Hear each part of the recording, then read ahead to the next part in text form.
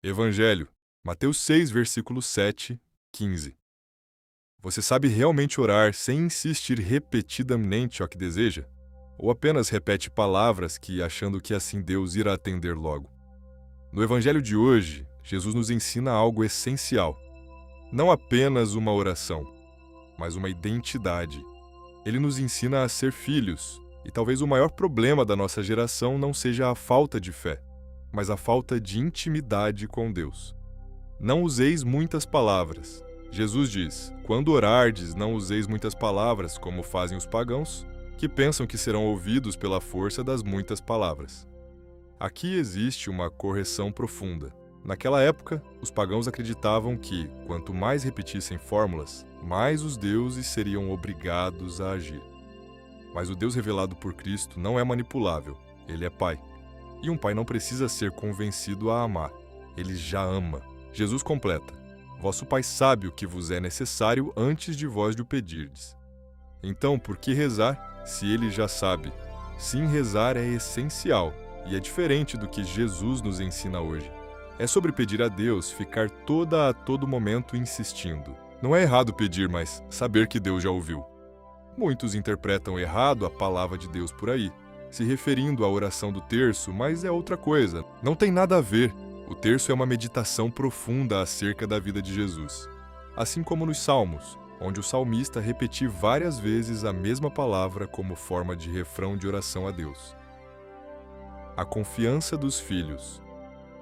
Um filho não faz discursos formais diante do pai. Ele fala com simplicidade, ele pede, ele confia. Se você não conversa com Deus, como pode crescer espiritualmente? Um relacionamento morre sem diálogo, e um cristão que não reza enfraquece. Jesus não apenas ensina sobre oração, ele ensina a identidade do cristão. Você não é órfão espiritual, você tem um Pai. O Pai Nosso, a oração perfeita. Então Jesus nos entrega o maior tesouro espiritual da humanidade, o Pai Nosso. Cada frase é um caminho de santidade. Pai Nosso que estais no céu. Primeiro, reconhecer quem Deus é. Depois, santificado seja o vosso nome, ou seja, que minha vida glorifique o teu nome. Venha a nós o vosso reino, que o reino de Deus comece dentro de mim. Seja feita a vossa vontade. Aqui está o ponto mais difícil. Muitos querem que Deus faça a vontade deles, mas o verdadeiro filho deseja fazer a vontade do Pai. O pão de cada dia. O pão nosso de cada dia nos dai hoje. Sim, pedimos o alimento material, mas a igreja sempre entendeu algo mais profundo aqui. Pedimos o pão do céu. Não só o pão normal, mas pedimos a graça. Em o alimento espiritual, a alma morre de fome. Assim como o corpo precisa de pão, o espírito precisa de Deus. O perdão, a condição que nos desafia. Perdoai-nos as nossas ofensas, assim como nós perdoamos. Aqui está o ponto mais exigente do Evangelho. Jesus deixa claro: se perdoardes aos homens as suas ofensas, vosso Pai também vos perdoará. Isso é sério. Não existe cristianismo verdadeiro sem perdão.